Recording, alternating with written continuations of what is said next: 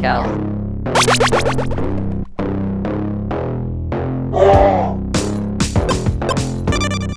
Mutt Man.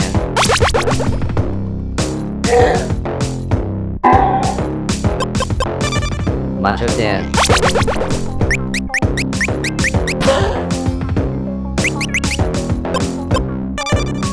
Six.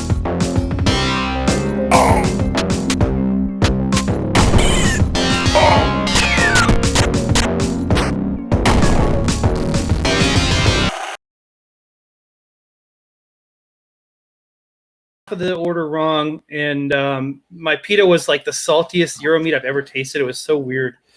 So we got a refund on that whole order, and then I got Wendy's chicken sandwich. Oh baby, spicy chicken sandwich, spicy with bacon, yo. Oh man, yeah. All right. Now, is that something you have to special order, or does that? No, it's one of their things on the menu now. Is it's like their the jalapeno bacon hamburger, but it's on a chicken sandwich. Fascinating. Do you guys get do you guys have muyas where you are? Is that a thing? No, I don't know that. I don't know that. This really good burger place up the street from us called Muyas. It's a chain down here. Oh. So we have our really good burger place is Five Guys. Five Guys. Oh yeah. Yeah. I mean, it's a little generic, but it's fine. I mean, that's good too. It's fine. Yeah. We like got the royalty that it's Muyas. We got burger in the square. What's that? Go ahead, Matt. I just said we got burger in the square. That's pretty good. So the one that is the best, though, if you really want the best, you don't get a burger in the square. You don't get a Five Guys. Yeah. There's a place called Farmburguesa, and it's a Colombian. It's a Colombian like burger place. Yes. And they are the absolute best burgers. And they have one called the Macho Cowboy, which I always get. Yeah. I got it too. It is delicious, and I would definitely recommend that to anybody. That's the only reason you order it too. I like the Macho Cowboy. The Macho Cow. I was like, you always like flex out there. I really don't want it, but I do wear my Macho Man shirt when I go in there because the guys always like laugh and they go, "Oh yeah." Yeah. What is this place called again? Yeah. It's called Farmburguesa. That sounds like a socialist burger place. Farmburguesa. Yeah, it may be.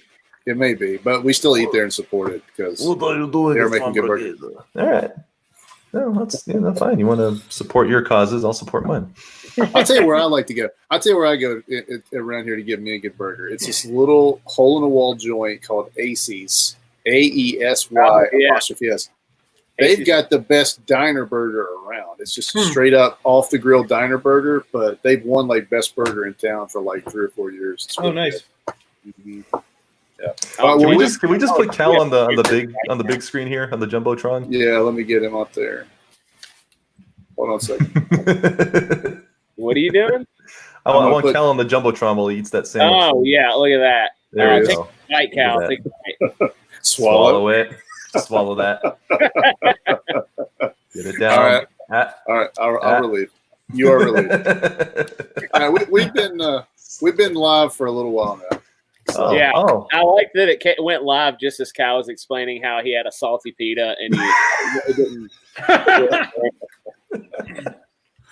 Yeah. I just wanted it to be kind of a nice soft opening for anybody watching, which I don't think there is, but hopefully.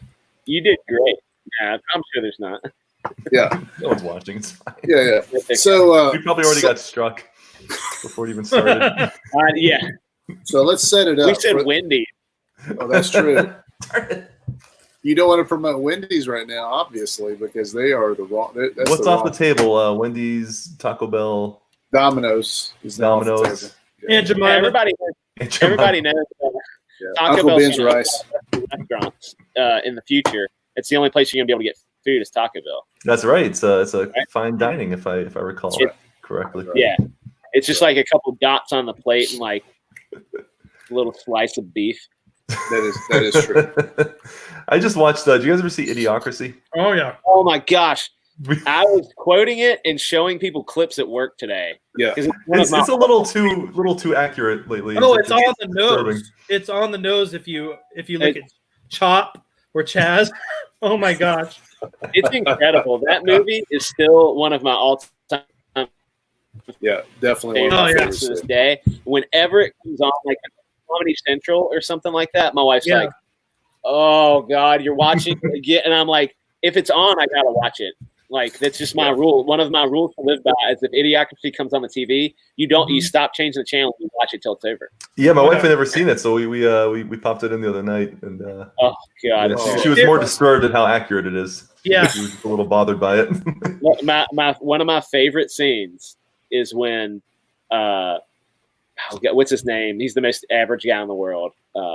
Luke Wilson, Wilson, but what's his name? And it doesn't matter. Joe or something. Yeah, but- Joe, I think. something. so like Joe goes to the doctor because he's like, I just keep like things are not adding up, and I can't figure out. And he's like looking at the date, and the doc's like, it says here you're effed up and You're so whack. you're still retarded. He's like, Look, go ahead. You put this one in your mouth, you put this one in your ear, and you put this one in your butt. Wait. He takes it out of his mouth like, hang on a minute, wait. Yeah, that movie, so good. Yeah, So thanks good. for starting us off classy. I appreciate that much. Yeah. He likes the classic. All right, jokes. So because Macho's on a tight timeline, he's got some waterworks to fight. We appreciate him. Yep. We appreciate him being with us anyway.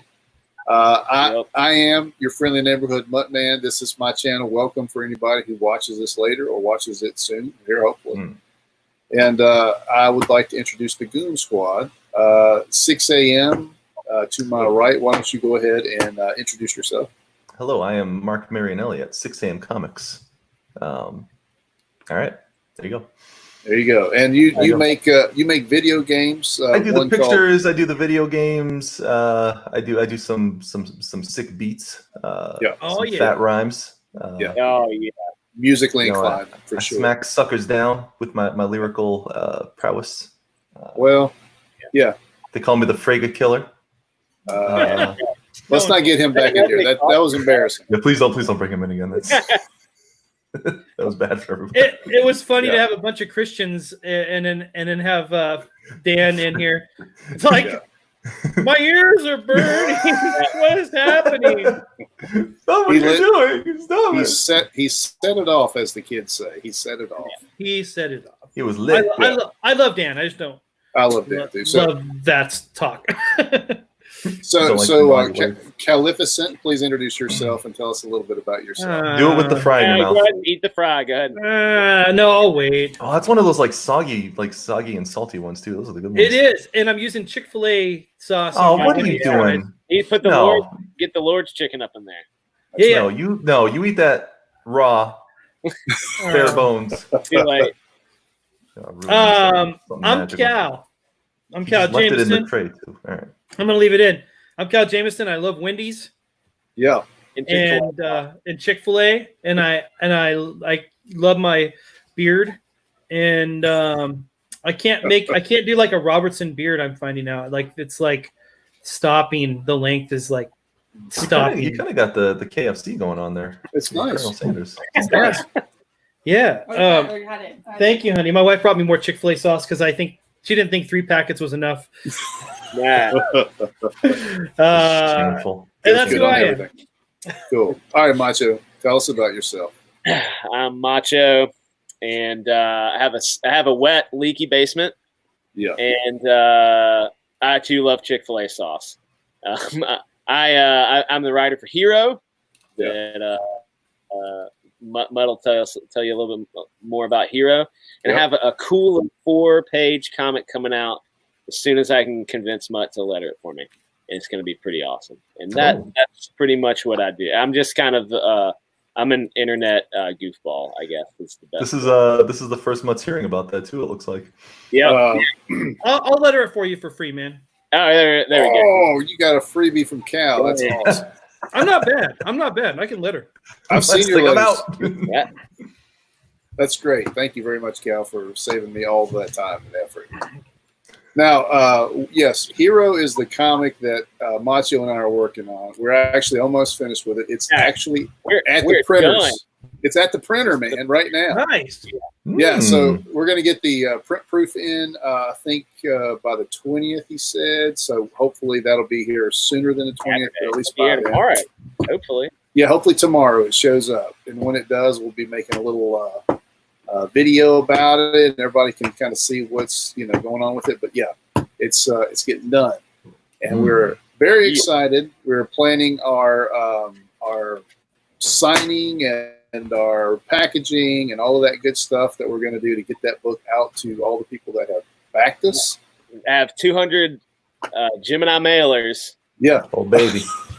Oh baby. Right there. I can see them from here. Are they there. underwater or are they above water currently? Oh, please don't tell me they got No. They're sitting on the Gemini mailers. Don't worry. They're sitting on all like my the family photos and baby pictures and stuff.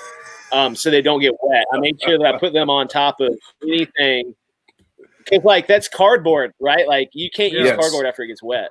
No, sir. So don't worry, the baby pictures, the family photo albums, all the war bonds, they're like making sure that it doesn't get wet.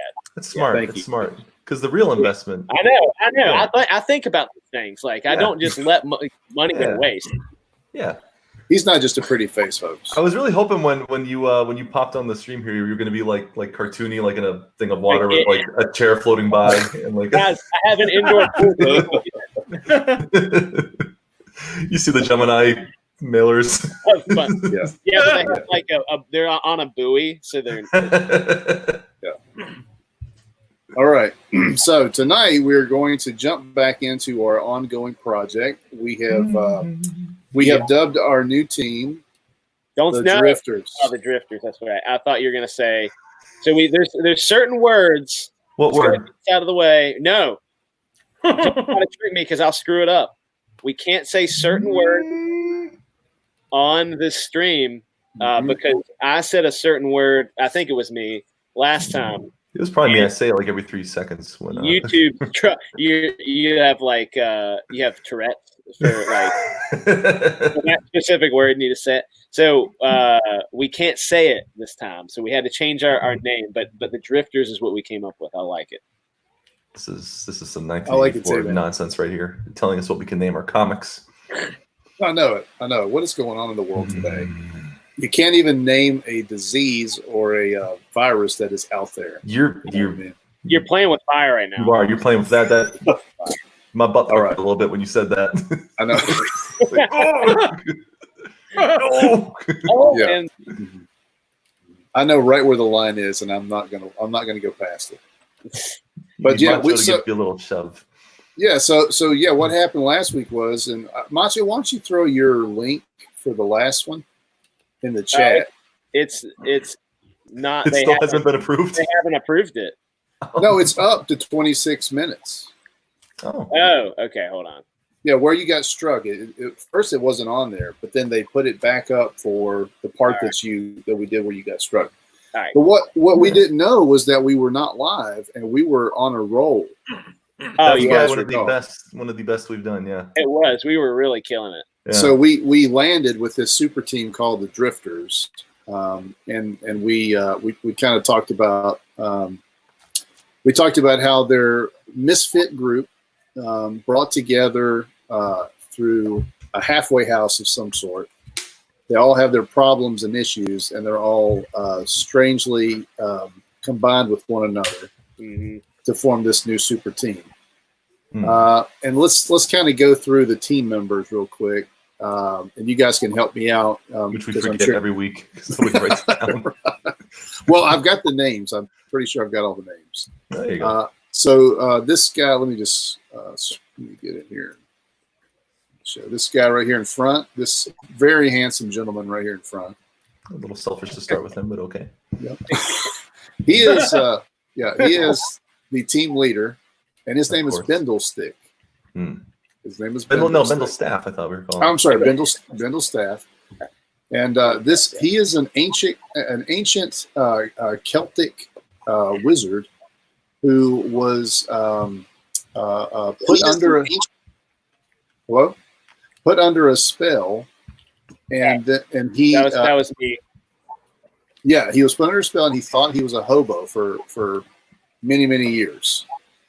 But then he was brought out of his spell, and he understood then that he was just he was the wizard, and that he wasn't crazy. So he becomes the leader.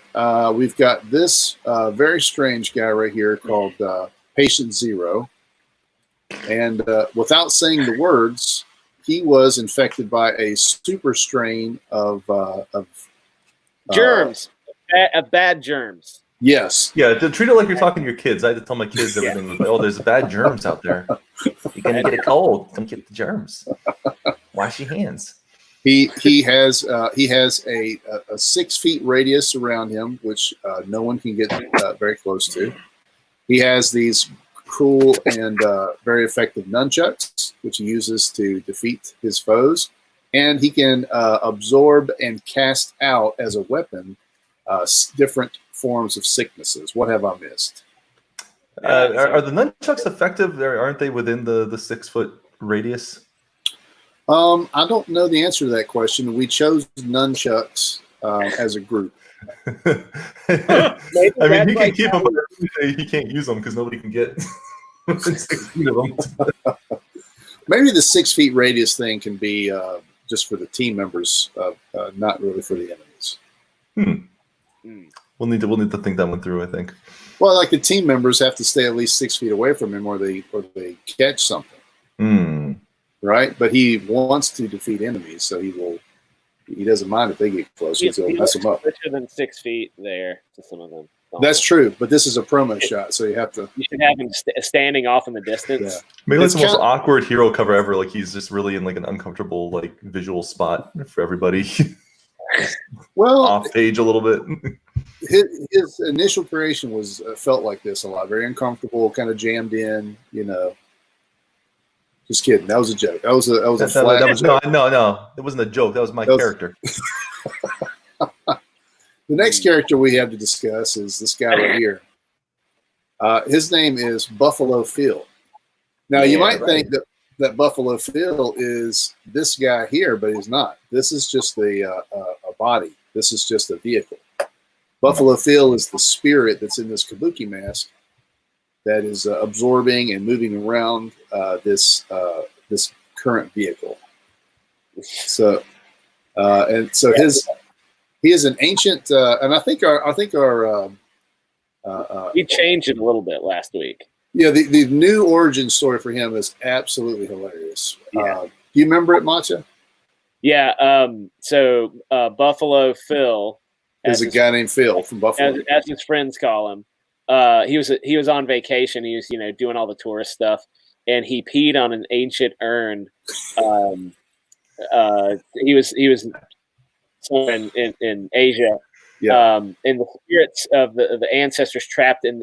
The spirits in that urn that were they trapped him on in this kabuki mask that's kind of floating over that head as like a form of punishment.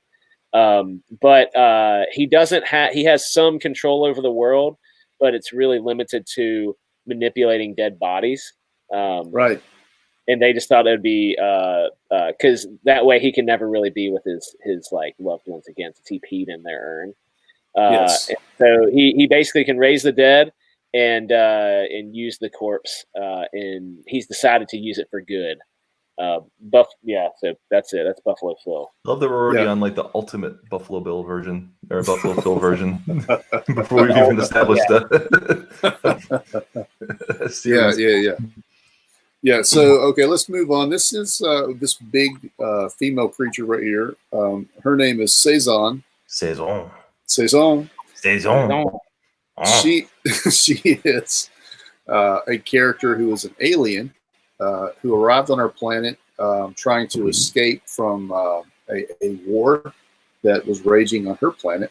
When she arrived on our Earth, she discovered that her physical abilities would change depending on which seasonal environment she was in. So during the summer, she has a form. During the spring, she has a different form. during the fall a different form, and during winter a different form. So when she goes into a new climate, she literally changes into something or other. And this right here, I think, is the springtime climate, and she is hulked out, I believe is what we said. She's a beautiful woman. Yeah. Yeah. She gets more beautiful the bigger she gets. A French beauty.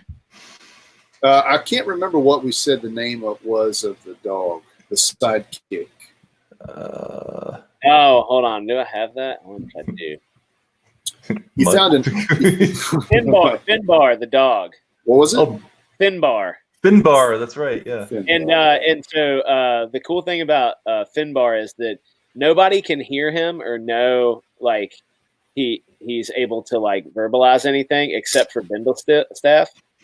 And yes. The dog talks to him, but the team thinks he's crazy because he talks to the dog like a person.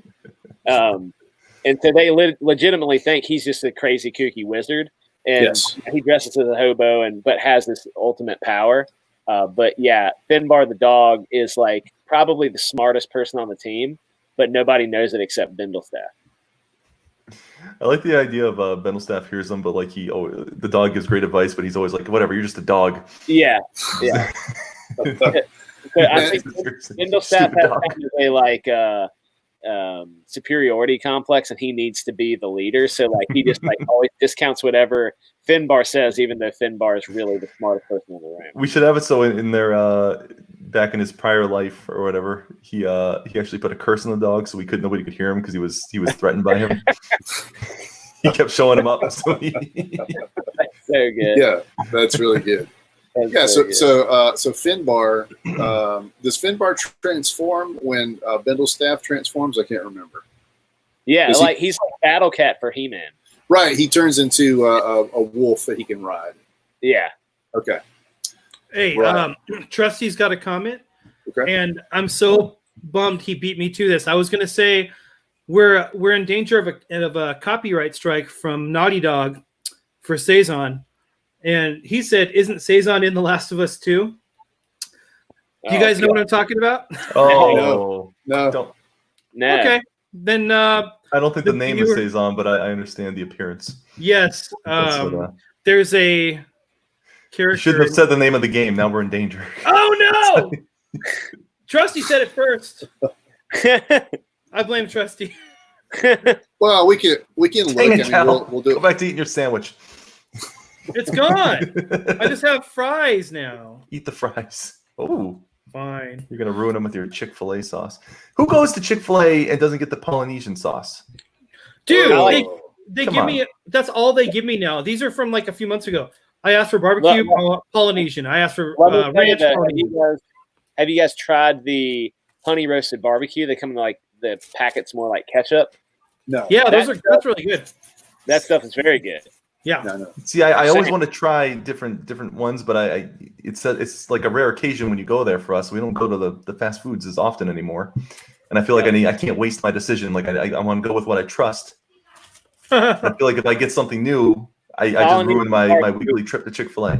It's really hard to beat. No, you gotta try the sweet sriracha sauce. That is the jam. That's good too. I like them all except for ranch. Ranch is for like it's ranch. Just absolute messed up people. Like you're crazy if you eat ranch, but all the rest of them are delicious. What do you put the ranch on from Chick-fil-A?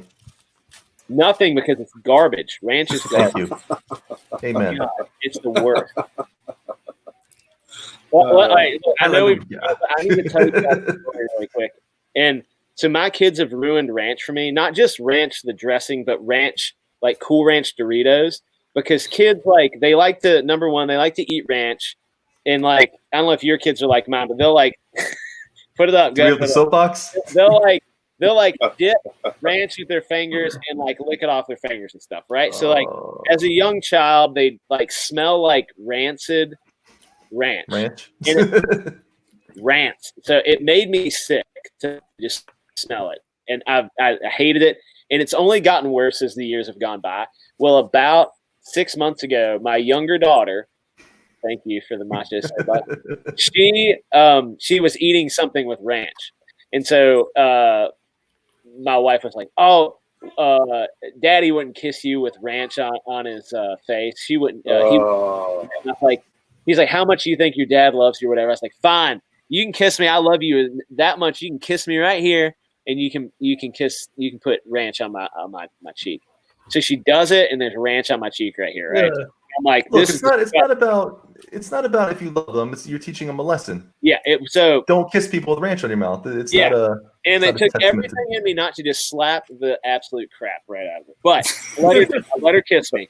And so I get a paper towel and I wipe the ranch off. Well, I just clicked it. I'm turning to talk to her, and I have like my mouth open, and she has ranch in her mouth. She's still eating on her lips and like on her nose, everything. And she sneezes, and it goes. Throw up, dude. Come on. It was in my mouth. It was on all over my face, on my shirt, like it was misted and covered me. Oh, come on. And it took everything I had not to vomit. So I gently, I put her down. I'm not forcefully because I'm not mad at her. It was an accident. Don't be mad at her. I went upstairs, brushed my teeth, and got in the shower. Burned the clothes that I had on. And it was just like one of those like shower scenes, like where somebody, something truly awful's happened. Ace Ventura. And I just did that for about like a couple hours until the hot water ran out. So anyway, when you talk about your clothes, I picture like Old Testament, like people tearing their robes, like and then I set it on fire right in my room. My carpet is ruined, and because I couldn't like get it outside. I just burned it right there. And that's why I hate ranch, everybody. Well, we understand. You could say it's a ranchid. Huh? Yeah, I definitely understand. Absolutely. You made Cal go throw up. Yeah, he's barfing right now. He's gonna go get some ranch and lick it off his fingers right now. Worst stuff ever created. Anyway. Everything. Right. Can we just establish everything children do is disgusting? They're terrible. Anything involving food is disgusting when a child's involved. It's awful. Yeah. I won't share bags of chips with them. I won't share Cheetos with them. No, absolutely not. If their hands, because I know where those fingers go. They're in their nose and their mouth and their ears and their toes. You stay away from my bag of chips. Yep. Don't touch me either. Oh, if somebody has Doritos on their hands or whatever, no, I don't play. Yeah. Wet wipes or you don't touch me. My 2-year-old likes to feed me his food, which makes you want to throw up. Yeah, that's awful. And I try to do you throw it away, but like he catches me now. He's watching the game. He sees it. So he has another one ready to go when I do that. He's like, oh, that's okay, Dad. I have this one for you. If you like it, you can have those goldfish. Oh, awesome, thanks. Yeah. Happy Father's Day to you guys. Oh yeah, happy Father's Day, everybody. Happy Father's Day. Hey, look at that. Happy Father's Day.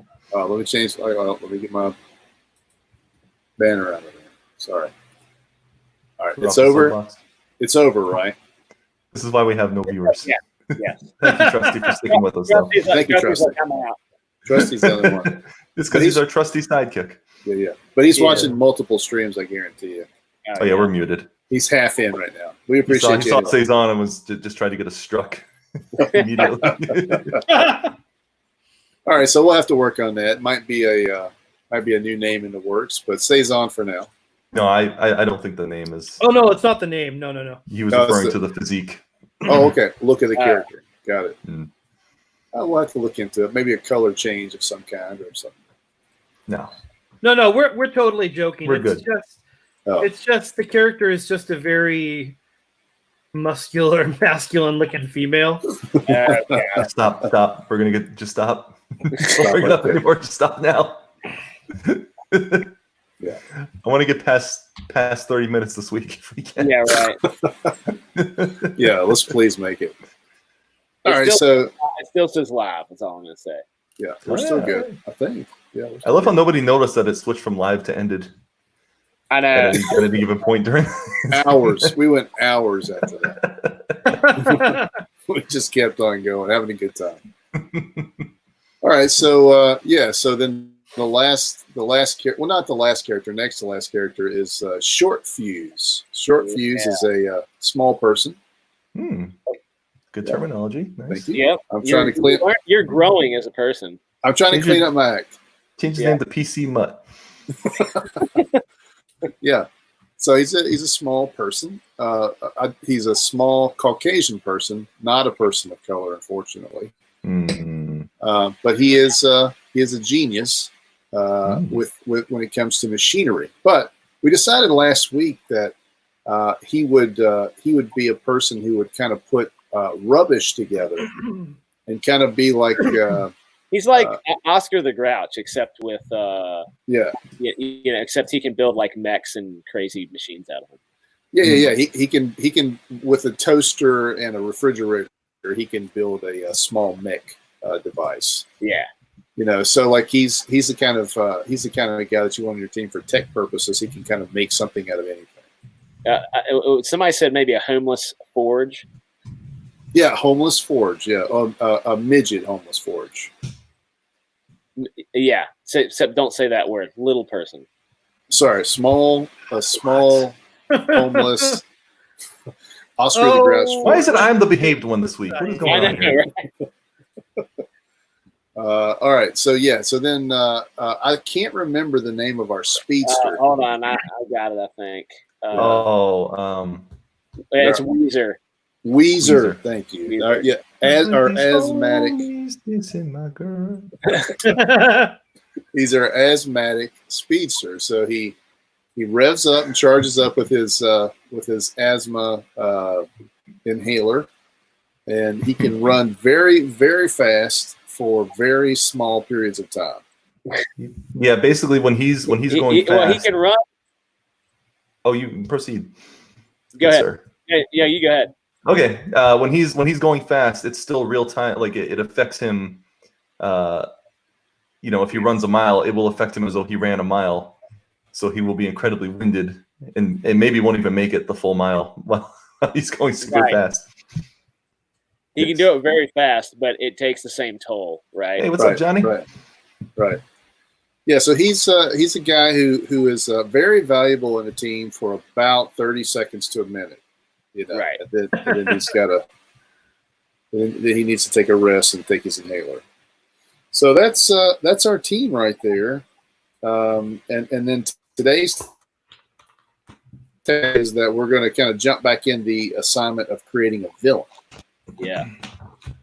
So we had talked about our character Cezanne had a sister who was following her to Earth. Remember that? This stuff you guys haven't heard, if the two that are watching, since our stream died last week. So you have not heard this part. This is something we came up with after my stream got struck. Strucken. Yes.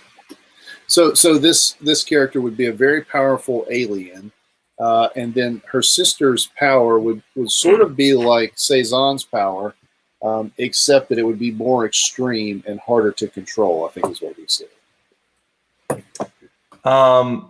Yeah. She could affect the weather. Yes. Cezanne was affected by weather. Okay, yeah. I believe that's what it was. Okay, so that's our distinction. And then we're kind of in the process of like, okay, if we want to actually do something with it, make a story out of it, what could we do? Is this the character that we want our team to fight, our first adventure? Or do we want to maybe come up with somebody else? Or what do you guys think? I think maybe she is what is perceived as the threat, but I think somebody else is pulling the strings. Oh, all right. Already a layer within a layer. I call for the Mutt, the dog. Finbar. Finbar is the genius behind. It's an elaborate plan to get them to listen to him. You can end on like a sitcom, heartwarming moment with the piano playing in the background. Just wanted you to know this, me. Let's see.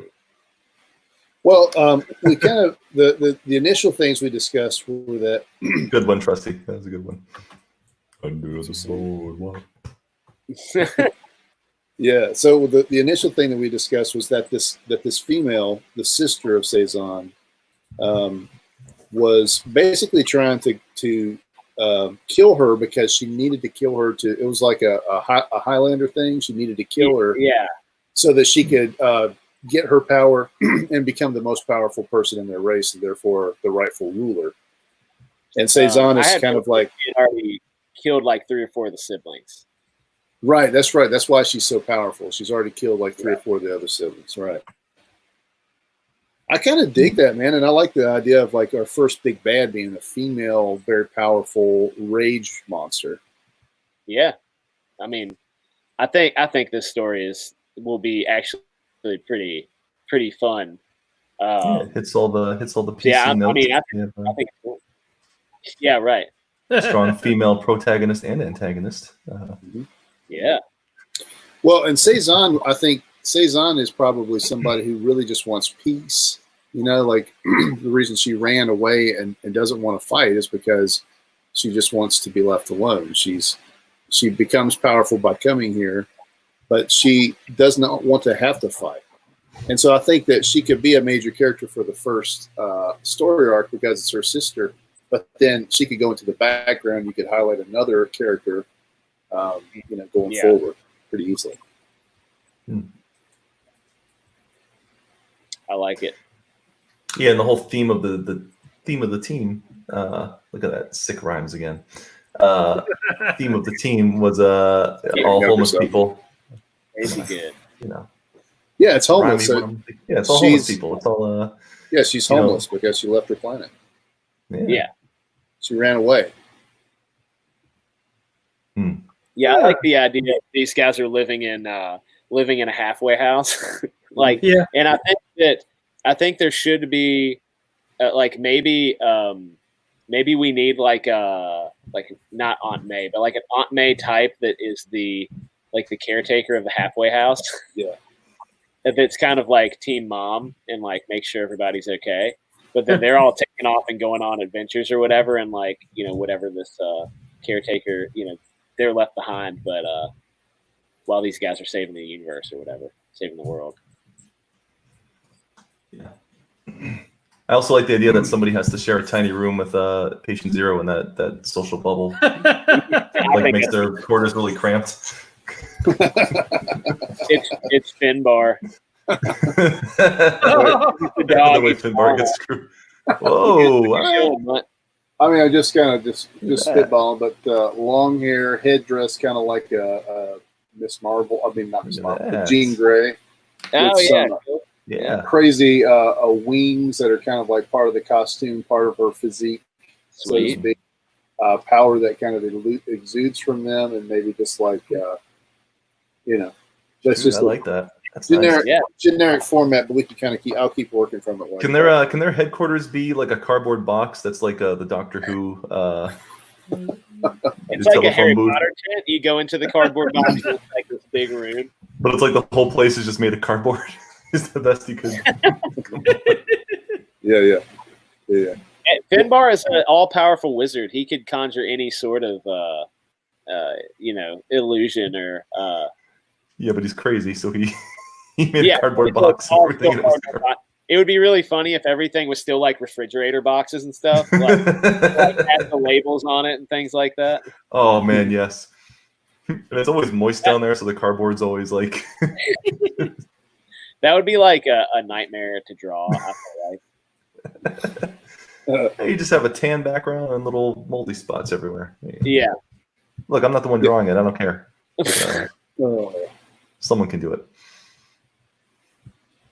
We're gonna get this story figured out, and we're gonna have all these ideas, and somebody's gonna make the mistake of like agreeing to do it. And then all 4 of us are going to be giving them advice on stuff, and they're going to be like, "Oh my god!" Yeah, like, listen, we'll get Mutt to do it. Don't listen to Macho. Here's what you do: just draw a huge galaxy. We want to see all the planets. Make sure you got all the planets in there, and then put this meteor in there. And we want all the detail on the people too. Very small. I love the idea that we all tell the artists different things at different times and get mad when it's different. What are you doing? Who told you to do this? And when he confronts the other one just claims I didn't say it. Like, no, I didn't tell you to do that. All right. So, Margax, is that the Margox? Oh yeah, Margox. She gets mad. Everybody calls her Margot or something. Yeah, her name is Oh yeah, that's what it is.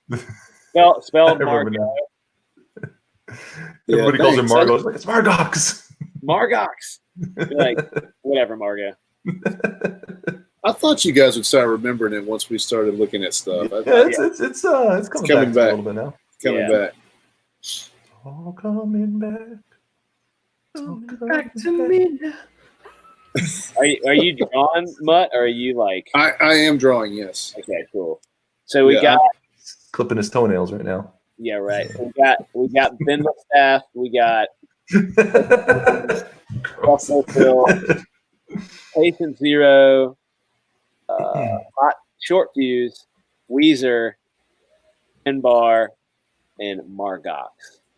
The evil Margox villain. So Margox is the first villain, and she is like what is like.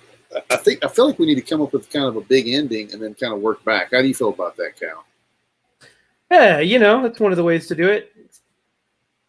Oh, I can see that. I mean, I like that. I like that way. I think that's one of the good ways to do it. Is what I meant. Okay. There's some bad ways, but I think, I think one of the ways I come up with stories is coming up with a cool ending and then reverse engineering it. Yeah. Okay. Well, then. Let's start with this. Does Cezanne successfully kill Margox, or does she let her live? I feel like it's not. I feel like the character of Cezanne is not a killer. Yeah. Like I like the idea that she accidentally gets killed by somebody, like they let her live, but then like I don't know, the social bubble like pushes her off a cliff or something stupid. Or Weezer accidentally runs into her really hard. He can't stop himself. Yeah, he can't stop himself. Yeah, well, maybe or Finbar has a heel turn, and yeah, I was gonna say like Finbar is so distraught that nobody listens to him, and he has told everybody the entire book on how to defeat her. There's like a very like easy, like comically easy loophole to defeat her, and nobody listens to the whole thing, and they fight this whole fight, and then at the end he loses it. Well, here's the thing: if killing one of those sisters, you absorb their power, he could potentially kill Margox and get the ability to speak. Yeah. But nothing else. He just gets the ability to talk. I think in issue 2, Short Fuse has rigged some sort of thing so Finbar can speak out of like Mutt said, a toaster in a trash can or an old refrigerator or something. So he's like talking out of this thing, and everybody gets tired of him telling them how to do everything, so they destroy it, so they don't have to do it. I like if she gets more powerful as Cezanne gets weaker, right? So the battle could go on. There could be a moment where she is sort of like right at the edge of death, or right at the edge of losing her life and power source. And then Margox is at that point ultimately powerful, but not quite at her, final form, so to speak. Mm-hmm. But she's powerful enough to where she sees the end. She's gloating, doing the super villain thing. Yeah. And then something happens because of the amount of power that she's absorbed. Like maybe the Earth fights against her and treats her like a virus of some kind and tries to destroy her. Yeah, Say that word. Yeah. If the Earth is treating her like a germ, we're going to say germ. Mm-hmm.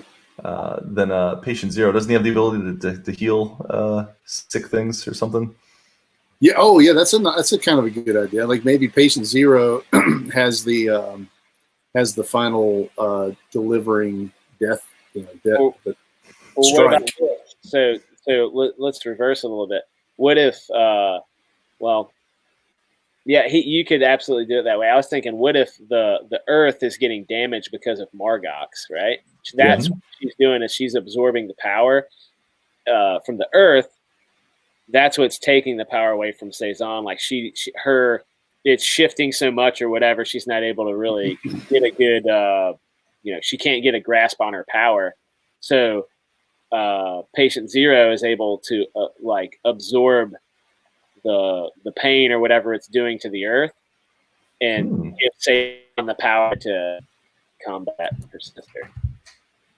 There you go. Right? Yeah. You're like, right? Right? Can I get a hallelujah? Can you put the team up again? I want to look at the team while I'm thinking.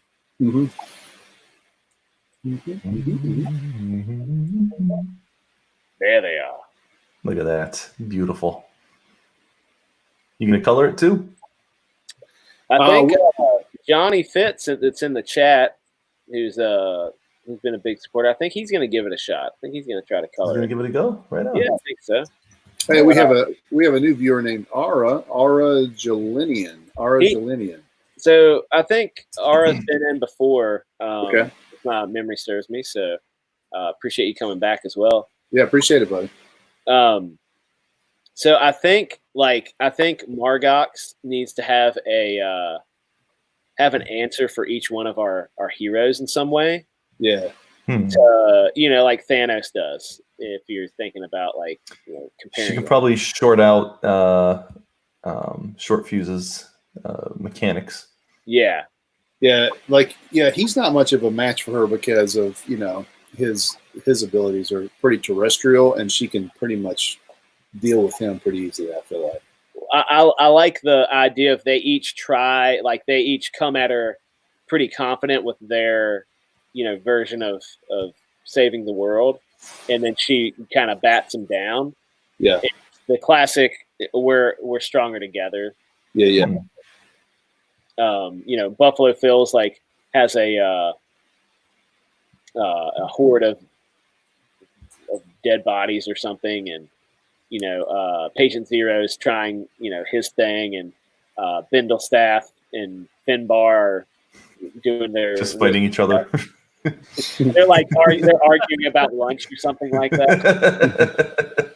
I love the idea of the whole comic. We're talking about what a great wizard he is, and he doesn't do anything the whole. Yeah, he just argues with the dog. I just like the idea that they're kind of like a married couple because they've been together so long. He hears the dog so nobody can hear him, so he's just arguing with the dog. I think it would just be comedy gold. He never accomplishes anything. So Johnny says he's going to have it ready by his birthday next week. Oh, cool! Happy early birthday, man. That's really cool. Don't rush it. If you don't rush it, if you need some more time or whatever, we're very clearly not on a deadline. We're not. No, and that's why this is fun and cool, because we're just having fun, man. So no pressure at all. I keep looking at Cal. Looks like he's ready to crack the whip on deadlines. He's got the Indiegogo set up already. The mailing list. He finished his Wendy's, and now he's ready to crack some heads. Oh dang! Trusty said, Aura is an Alterna Comics fan club all-star. That's cool. Right so on. Aura, I'm gonna hopefully Trusty and I are trying to get this little 4-pager in Alterna. So we'll see. I hope that you're able to read it there, and I hope you like it. Try to get it done soon. Nice. Be cool. Yeah. So Weezer, what would he even be able to do against this lady? He'd run really fast, around her. Comedy relief. That's about it. Yeah. Well, she has since she has elemental powers or whatever, she maybe gusts some wind in from the deep south, and it's just full of pollen, and he just can't breathe. Oh, my asthma! And he's is he Jewish? Hela. Is he an old Jewish guy? He's blowing the inhaler out of his hand. Yeah, right. Could she make the air really what's Colorado like? Really dense? Is that what it is? Dry, isn't it dry? Yeah, dry. Isn't it like you go there? It's like the altitude, so the air is really thin. Oh, it's high Definitely. altitude, so Yeah. less oxygen in the air.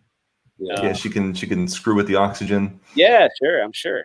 I think we don't put any limits on what Margox can do. Ooh. All right. Yeah, and it's one of those situations like she's kind of discovering on the fly what she can do. Okay, cool.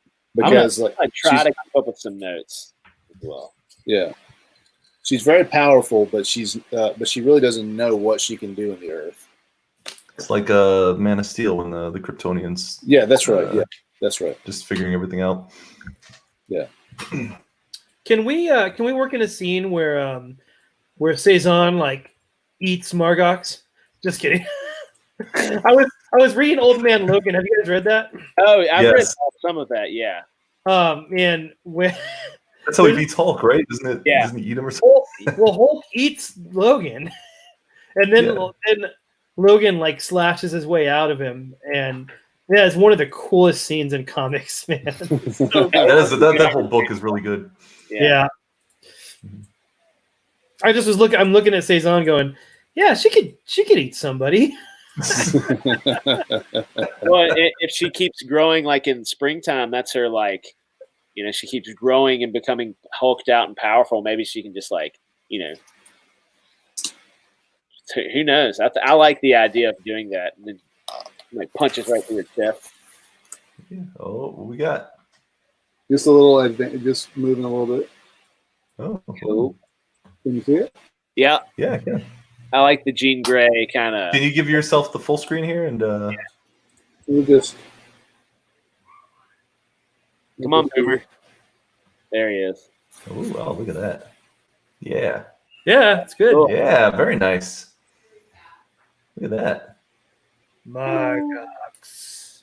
I am Margox. Like, well, they call her Margot, and she gets all pissed off. How dare you?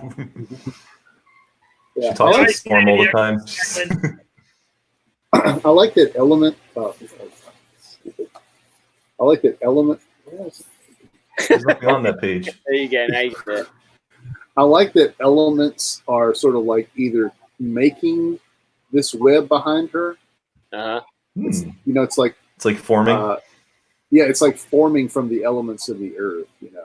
Cool. I dig that. Yeah. You know what I mean? Like like little pieces are coming together, almost like Magneto might use. But it's so Yeah. Love it. so she's just drawing it forth. To kind of like clothe her and make her like the form she wants to be. So at first she could be worried about like, yes. No, you're good. Go on. At first she could be kind of almost worried about her beauty, like she could be vain, and that could be like a downfall, maybe. Like she wants to sort of like Lucifer wants to enthrone herself on the earth, and it's her vanity is her downfall. Yours was much deeper. I was thinking, like, remember in Aladdin when Jafar wants to be a genie? Yeah, that works too. I guess yours is a little deeper. Yeah. Jafar. Remember the kids' cartoon with the genies? No, but that's what we ought to go for, I think. Cool. Yeah. But how do they? Okay, so like we've kind of discovered the ending, which is that she is defeated by the Earth with the focused effort of Patient Zero. Yeah, I'm sure everybody kind of pitches in somehow towards the end. Yeah. Maybe we could pull a fastball special and have Saison throw Patient Zero up at her in the sky. Ooh, that's a good idea. Just because I want to draw a fastball special. I'm 100% in favor of a fastball special. Did Dan not let you do like a fastball special in Hero? No, we haven't. We'll get it in there. It hasn't happened yet. Shameful. But so maybe like I said, the Earth is damaged because she's taking the elements away to enshrine herself or whatever, and that's what Patient Zero. It's like Like throw me into the atmosphere. Like I can fix this. They're like, no, you'll die. You'll die if you try to heal the earth. And he's like, no, I can do it. I like the idea that she's like, you'll die, and then Buffalo Phil's getting like all excited that he's gonna have a new corpse. Yeah. He's like, yeah, do it. No. Buffalo Phil should be disgusted by him. Oh. But Buffalo Phil could be like, I don't want nothing. Like, because if he was a body, he'd be, All German. he'd have the C word all over him. Ew. So many meanings. That's awful. That's awful. Anybody watching not realizing why we're censoring ourselves is Yeah. We Right. can't. why would We can't say the C like word. what is his power again? We cannot say the C word, everybody, because I got struck last time, and they still haven't put my video back up. I'm glad there's only 2 people that watch this regularly, so they already know Yeah. what the C word is that we're talking about. Thank you, guys. All right, so we need to figure out. So I think what we need to figure out. Well, we got that she's ultimately defeated by her sister with the help of her friends. Right? Okay, Yeah. we got that. We need to figure out the foil, like for each of the characters. Yeah, how does she decimate? She needs to absolutely decimate the team. Well, and they're all elemental. Oh yeah, sorry, go on. No, I was gonna say so it's all elemental. So for like short fuse, maybe she like causes salt or something to like corrode his Ooh, that's a good one. his outfit, or maybe for Buffalo Phil, she like heats him up or something, and like his corpse gets all bloaty and nasty or something. I don't know. I mean, she could just keep freezing his bodies. And he's pretty much useless, and he's like, "Dang it!" I like that. So Bendel staff probably has that little stack of his is full of like dead bodies, but inside of like another. It's his like Doctor Who thing. It's his pocket dimension, and he can just pull whatever he wants out of it. Like he can fit anything in his Bendel staff bag. He'll pull out like just another body for Phil, and he's like, "Phil, don't let this one freeze." And he like everyone's like, "Where do you keep getting these bodies from?" Yeah. What do we should call it his Bindle sack, or is that a different thing? Bindle sack. Yeah, it should be his Bindle sack. I like it. I'm not sure about that. I'm not sure. I'm not sure about I'm that. full of great ideas. I swear. I'm a writer. I think on my feet, not. Oh, the Bendel sack. Oh, we have to call it that. Or he has to call it that, and everybody gets really disturbed by it every time he says it. Yeah. Let me reach into my Bendel sack. Yeah, he should get offended when they call it a Bindle sack. But I looked it up, and it's technically a okay term to use for a bindle, which is the bag and the stick. Huh. All right. Bendel sack it is. Bindle sack. I got one. Yeah. He's like, you don't want me pulling out the Bendel sack now, do you? He'll be like, "Ew, what is that?" And he's like, "No, it's the bag." I think it might be funny if he was kind of stuck in an old world mentality. Do you think that might be funny if Bendel said? But he looks like he lives at a truck stop right now. Yeah, he's dressed like that, but when he talks, like if someone were to talk to him, they He's like would think he's like, like he talks. Yeah. He's like, "Thou shalt not." well, more like a Celt, like old Celtic. Okay, yeah. I Yeah. mean, I think that would be pretty funny. It'd be a good, yeah. It'd be Or a good- Gaelic. You call it Gaelic? What do you say? Gaelic sounds right. Yeah. How do you write that accent in written word? You put at the beginning of the book, you put those little triangles around it, and then you write a little thing down at the bottom that says "from Gaelic." Oh. I found the president of Ireland speaking in Gaelic. Let's hear it. Hold on. I don't know if it'll work or not. I'll try. Hold on. All right, here we go. Banachtaí na féile pádraig chlan mhór gónda na ngéil, sa bhaile agus fut na crinne, lá náisiúnta ceir a hain. Tá rimid orm banachtaí na féile pádraig chur gach duine, atá páirte a géilhéire na bliana seo, is cuma cé acu an néaran nó thársáile atá siad. Can he have that voice too? No one would ever That'd be his understand him if voice. he was doing Yeah. full Gaelic. We'd have to do Yeah. the accent. Yeah. Just the accent. Although that's an extra level of weirdness. If he always has that language that he's speaking to, and he's always saying it to the dog angrily. Yeah. Pretty funny. I love that. That's a great idea. Let's add that in.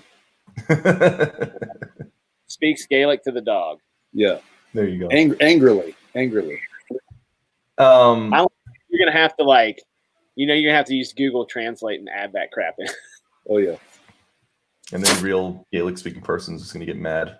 That's right. Yeah. Patient Zero, doesn't he have when he heals people, it hurts him or something? Yeah. He absorbs it. So she could just be launching germs at him constantly and making him deplete himself.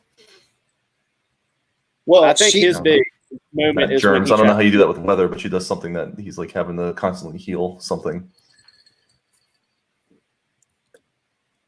Well, he can also take away injuries, right? Isn't that true? Yeah, he's the healer, I guess. Kind of. So like he can absorb, like if somebody gets hurt, he can actually he can be the person that's kind of like continually recharging Saison. Yeah, sure. Yeah. Well, You know what I mean? and like that was the whole thing. Like he tries to heal the earth by like absorbing the sickness or the plague that she's like releasing, right? Yeah. It's like We're going Trusty. serious. Go ahead. Go ahead.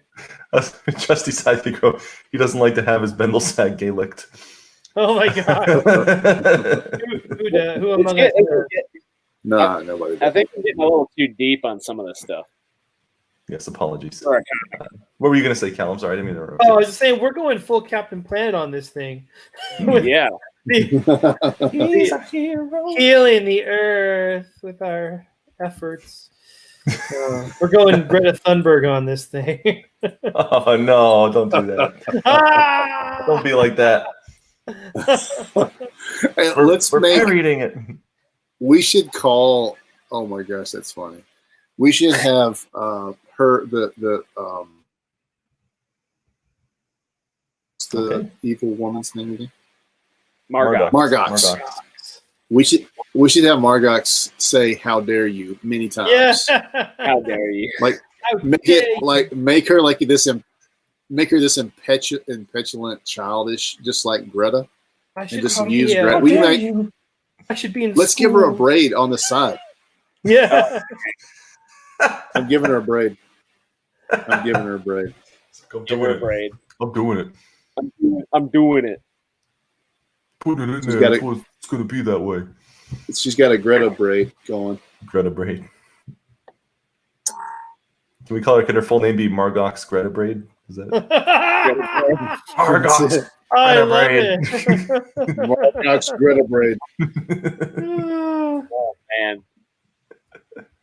But just Greta Braid needs to be one word Yeah, Greta Braid. exactly. all mushed Maybe together. throw some apostrophes in there or something. Yeah. Yeah. Margox Greta Braid. Yeah. How dare you? Yeah. I love how these aliens have so delightfully normal Earth names. Like, not that Greta Braid's an Earth name, but it's the combination of two Earth names. Yeah. Well, it's like how like a human could actually try to pronounce it. You know. Right. That's funny. If we didn't get struck before, we're gonna get struck now. That's all right. We made it in an hour. Yeah, right. Dude, nobody likes Greta. Are you kidding me? Even the people that believe in what she believes in don't like her. Yeah, she would be a hard person to like, I believe. Here's the braid. She is. Oh, there it is. Look at that. Yeah. Like there's an action pose there, like you know, I like like that's where there's like almost like a halo effect around that outside. Nice. You know, Look at that. Beautiful. It's kind of coming in. Coming into focus. Trusty said Margox Thunderberg. I like Greta Braid. I think it's two plain words that mash together, and it sounds kind of like Greta Braid. Yeah, it sounds. Yeah, it sounds alien. Greta Braid. Yeah. Greta Braid. Yeah. Margox Greta Braid. So okay, so what are the like? Tell me, we need some boundaries almost. Like we need to know like boundaries for the story, so we can kind of get into on the track, so to speak. You know, Boundaries. Yeah, like what are our borders? Because we kind of go all over the place a little bit. But if you put up some borders for yourself creatively, then you can kind of you actually do better. You know what I'm saying? Yeah. Well, I guess we should probably figure out why they're living together in the first place. But well, I think they're bound to the halfway house. I think that's one good boundary. Like for whatever reason, they have to be there. We can make up a reason, or we can just leave it unsaid. But creatively speaking, they are bound to this place and maybe this caretaker person. Maybe it's the caretaker person that binds them together, like Dan was saying. Yeah, I think it's gonna be like the mom. Yeah. and who's that going to be? Do you think that Greta Braid could kill the caretaker? Or do you think the caretaker should always be there, kind of like the Aunt May that keeps it all kind of coming back home every? Keep her around for a while. We should name her Aunt Jemima. And now that there's no Aunt Jemima syrup. We're free of copyright rights. Yeah, Well, we can use it now. Well, it was nice. It was nice. I had a good time, guys. I really did. It will never be on my channel again. Just keep watching it. Just keep watching it and see when we go off. We're gonna have to keep sharing this around on different people's channels just to be able to stream because we keep getting struck. That's not hot button enough. It's the other thing is she could be Wendy. It's because of misinformation. Wendy Jemima. Domino. Wendy Jemima. Well, she could just be Wendy, and she's just like she's just Wendy. Yeah, that's good. That's good. Everybody knows her as Wendy, and Wendy takes care of them. Yeah, Wendy takes care of them, and she's just Wendy. So there's no last name. You don't need to know. You don't need to know anything about her other than that she like manages the halfway house that all these homeless superheroes live in. Yeah. Fine, it's just Wendy in the comic, but we know it's Wendy Jemima. You heard it here, everybody. Those of you that are watching. Confirmed canon. Confirmed canon. Yeah. Look, how nervous Mud is getting right now. Cal's writing it down. He looks Wendy Jemima. He gets nervous when they start going. There you go, you guys. That's enough. We don't need to. Yeah. Why is Weezer? Why is he homeless?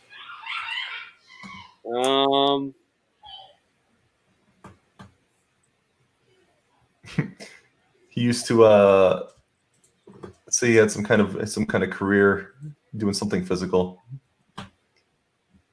Right. What if he's got what if he's actually got a drug problem? He's addicted to his asthma medication. What if he? Oh, I got an idea. What if he was? What if he was an inhaler? You know what I mean? Like, and he was addicted to inhalants, and so he inhaled something crazy, and that's what made him fast. Crazy glue. Ooh. But it messed up his lungs, and so that's why he has to have the inhaler. Oh, that's kind of cool. Yeah, so he inhales like yeah. Like maybe there's some some kind of chemical plant that throws out chemicals, and he's just walking through the alleyway scratching himself. The planet affected something, some kind of chemical in whatever it was he was snorting. Inhaling. Johnny Fitz, thank you for stopping by. We really appreciate it, buddy, and have a good evening. I'll see you later, buddy. Take it easy, man. And now, what if like somebody? So this is just like this isn't gonna make it. This part's not gonna make it into the comic. But what if, for his origin, what if it was so somebody stole something from a chemical plant? Like maybe it's they live in the alleyway. Maybe the chemical plant, like somebody threw something away, and he finds it. It's an inhaler that gets like dumped into the streets where they live. They're just like dumping crap, and he finds it. And he has this inhalant problem, and he takes it, and then that's when he gets changed over. Is there an actual thing, inhalant addiction? Oh yeah, like absolutely. He used to do whippets, which are the little like whippets, but CO2 cartridges that go in like cream to make like fresh whipped cream. And he would like crack them and just turn the thing up and inhale it over and over again. And it would basically asphyxiate his brain, and it would be like a high. Remember that night at the Roxbury? That was a thing they did with the whipped cream containers. People do that. But Steve-O, I watched a documentary, and he literally almost kills himself all the time, or he used to. I think he's Steve-O. He had it. What's that? Yeah, Steve-O. Yeah. So, people huff gases, and they do huff glues and stuff. I saw something. There are these kids that were in a third world country, and they're like literally huffing paint, and their faces are all painted, like under their nose are all like stained colors because they were doing it for spray paint, and they're like basically vegetables now. Yeah. They like destroy their brain, which is really sad, but it is something people do all the time. Yeah. Oh. So I took a superhero when you do it. See, me and Macho are from the streets, see, and that's how we know these kinds of things. Stuff, man, we've seen stuff. You guys don't want to live in the places we've had to live in. It's not pretty. Yeah. I appreciate you sharing, Macho. Yes. Trusty says maybe he needs to inhale something to slow down. That's interesting. Ooh, man. Slowing down is the problem, though. I think the problem is he doesn't get to speed up enough. I like that he's limited by the distance that an average man can jog or run. He can just do it really fast. It's really unimpressive. It just happens a little quicker. Yeah. Like he runs up the he's stairs, good. like dead by the time he gets to the top. But he's good for a couple of crime bosses. You know what I mean? Like he could get rid of a couple of guys in 30 seconds. Yeah. So like he's useful. He's limited. He's out of commission once he does one amazing feat. He's like, I'm out. Basically, I mean. Yeah. Oh my asthma. All right. So So what other limitations do you think, Cal? What kind of limitations should we have on the story? Yeah. I mean, it's hard to come up with limitations without having at least a basic skeleton outline. Okay. Well, that's why we've invited you here today. Because you're definitely going to know a lot more about that than we do. So please help us, guide us. So, I mean, if the first story arc, we actually don't want world saving in the first story arc. Okay. Because there's nowhere to go from there. Yeah. So, I guess the first limitation would be scope. Like Margox can't be threatening the whole planet. Like we're talking about the Earth fighting back, kind of a thing. I think I'd shy away from that. Because like I said, if this is a cool thing and people dig it and we want to keep going, they save the Earth in the first story arc. I like the idea that these heroes, it's like an amazing save the Earth victory to start off, and after that it's just petty crimes that they're fighting. Yeah, well, you could go backwards. They're like they're what if kind they of were like saving the halfway house because Margox shows up looking for a Saison and she's like, they're like really upset that they're like messing up the halfway house. Or like any issue after that, any plotline, they're always referencing. Remember the time we saved the world? Yeah, That's funny. World. Like, if we're going with pure comedy on this, then that actually is a funny way to go. If they save the world for their first thing and then they never get past saving the city after that, that's pretty funny. After that, they're always getting their butts kicked. Yeah, I saved the world. that's actually really funny. And no one believes them because they're a bunch of homeless guys like, rambling about saving the world. I saved the world from an evil alien. I think it'd be even better if they like save the world on accident, and then, you know, after that, when they actually are doing some things, nobody's impressed anymore because they can never really save the world like they used to. Right. I like keeping it. I like keeping the scope down. So let's do. If we like Margot as the villain, then she's coming after Cezanne. It could be a pretty localized, battle. So yeah, that's cool, man. That's cool. What else? They're 5 minutes of fame on the news, and they ask them what their superhero team name is, and they don't have one yet. And so then they just kind of get forgotten about because they never had a name.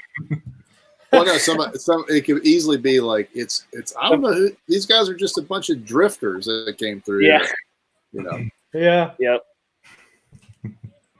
All right. Yeah. So what else? So limit on scope, and then what else?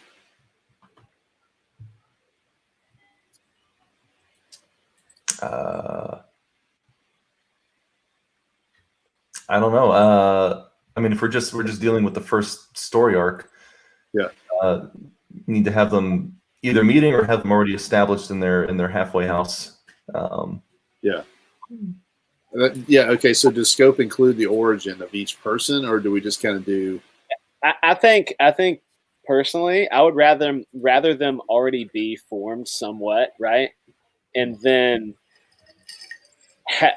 they do this thing, and they could be explored later on. But I kind of like the idea of them already living together and sort of like being comfortable, and like some people are grumpy because other people like don't clean their dishes up or whatever. I don't know. Oh yeah, that's like, great. I think that stuff is good, and we just start off, and they're already at there, and then we can explore where they came from, origins and stuff later on. Yeah, I like that. Mm-hmm. Okay, cool. I love the idea of an establishing shot of like under a bridge, a cardboard box, and it's like HQ. Like a dog sitting on it and stuff like that. And then like literally like they're inside of it, and like you can see the side of the box just gets damper and damper. Like,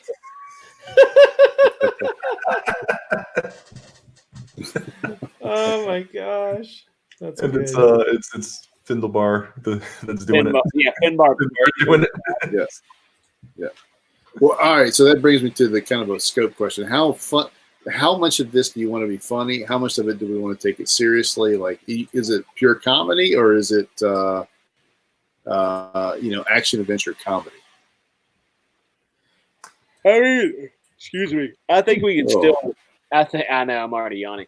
I think we can still like it should still be fun and like have a bunch of action. I think that would be great to do, but I think it should it started off as like a fun experiment. I think it should kind of be funny, like like a good amount of comedy. That's kind of my Yeah.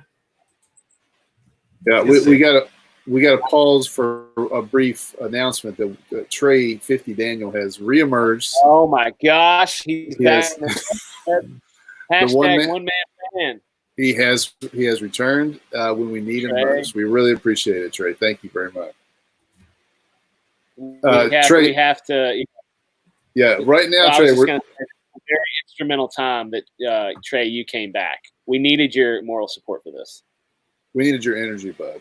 Yeah, we're coming up with some creative new characters right now, and we're basically our original goal was to try and come up with something that was better than Marvel's attempt at the new Warriors, which are awful.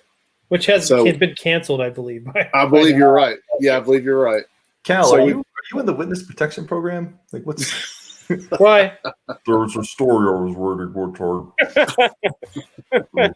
Did my voice sound? Wait, does my voice sound weird? Look right at you. Yeah. Look at you.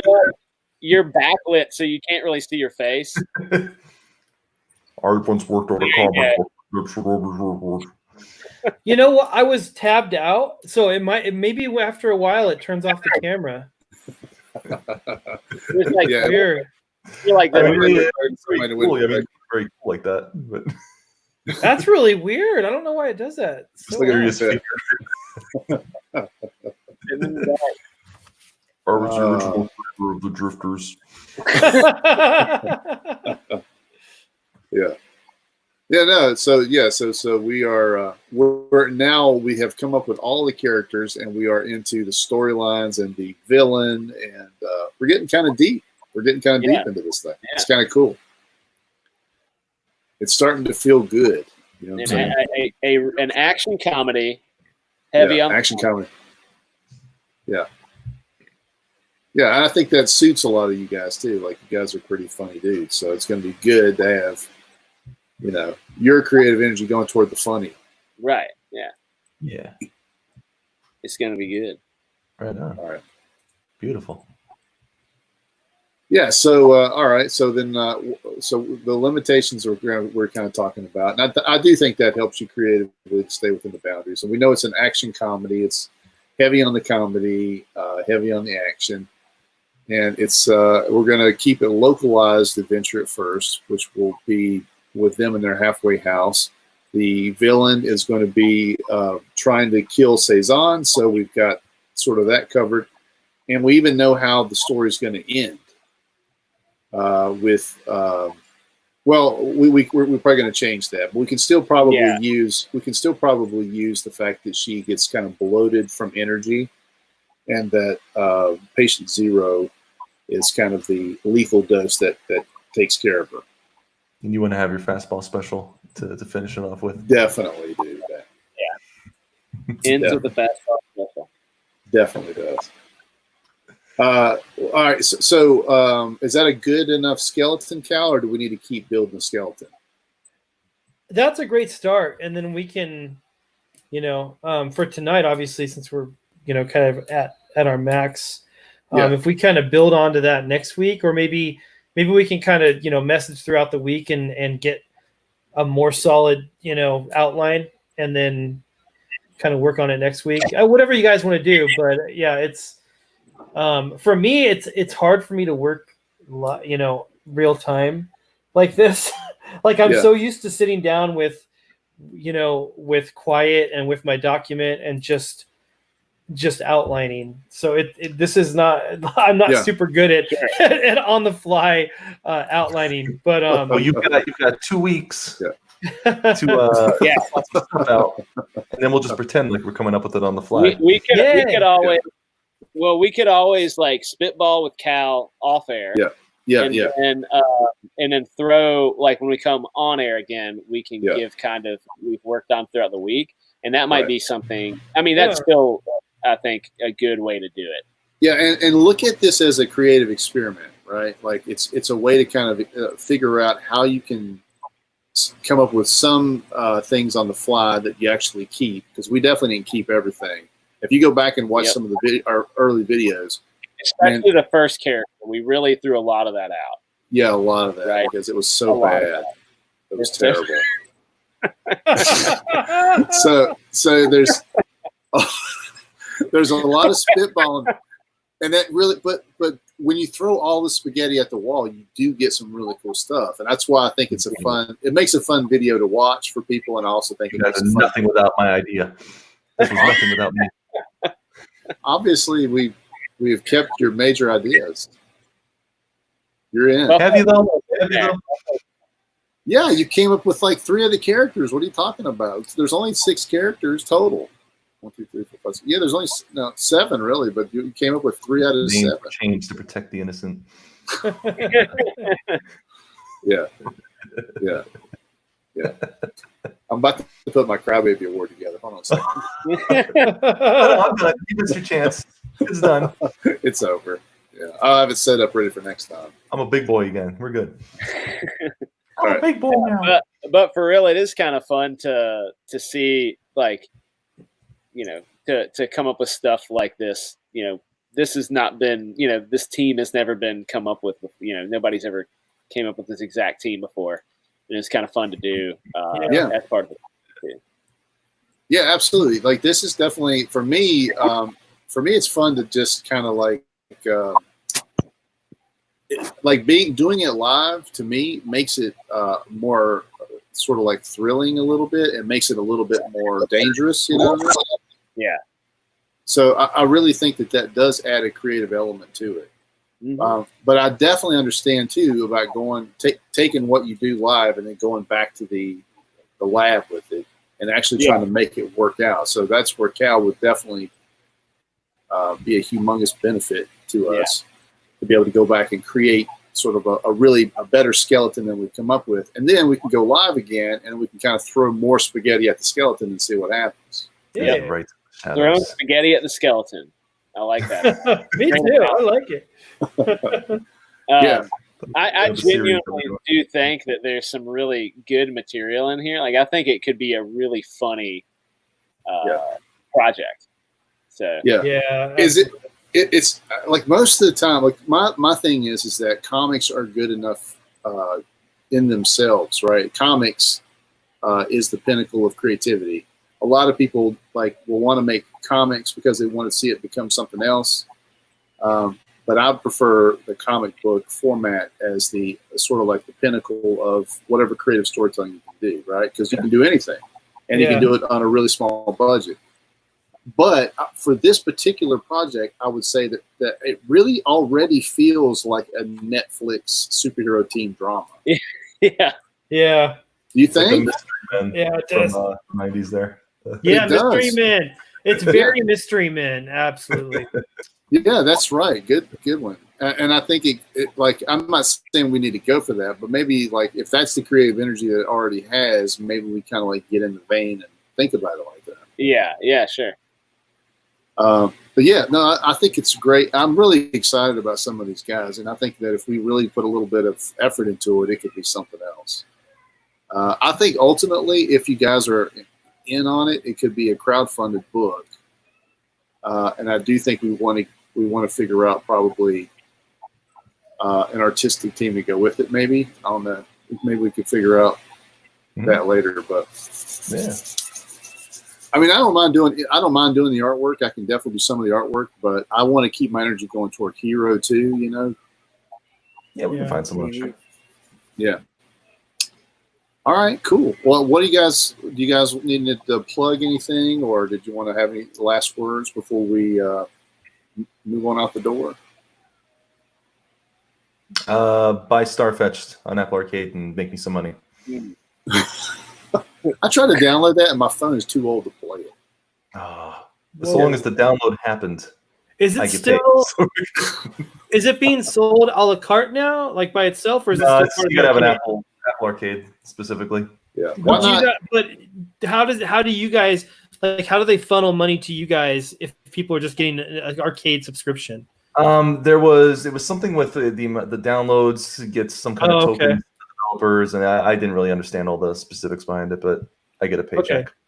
Okay. Cool. I did my part. Woo! Yeah, everyone can do their part. Just download it. You don't gotta play it. You don't gotta like it. You give it a crap review. It's all good. Just download it. Yeah. I will say that the best thing about that game is the art. That's probably the only. It's the only good thing about that game. It was fun for a while. Like I played it for a few hours, and I think, Wow. well, I was trying really hard to I forget what it was. This is a long time ago. This is when you first told me about it, but I remember trying to figure out how to go back and do things I couldn't do before with new abilities and stuff. Yeah, it's I mean, no one watches this. It's very buggy. We had the idea was to make a game, and I think I've said it a few times, but the idea was we were just going to make this game. Whenever it got done, it got done. We were planning on probably a couple of years it'll be done, and then we had the Apple Arcade gave us a deal to make it for that, and they're like, yeah, you have 6 months, and So what was originally going to be all these big grand ideas for this, 2-year long project, and cramming it all into 6 months, and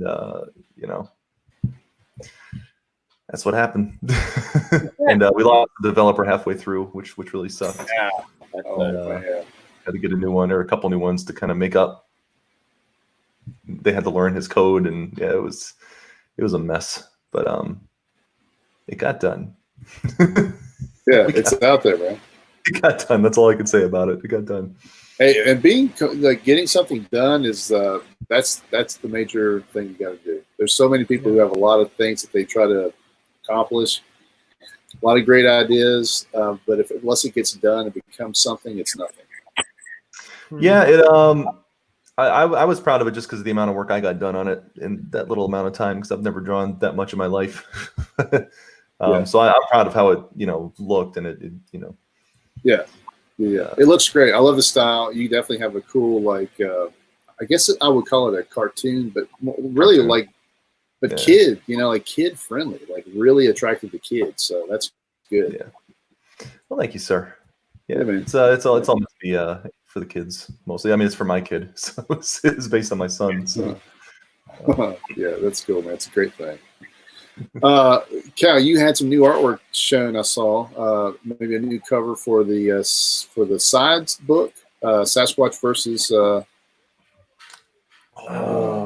Yeah. Let me pull that up real quick and. Pull it up. Let's look at it, man. Look pretty amazing. I keep waiting to see water rising. Where Dan is right now. Yeah.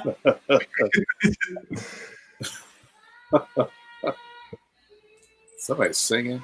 I can hear it. My daughter's singing. She can't stop.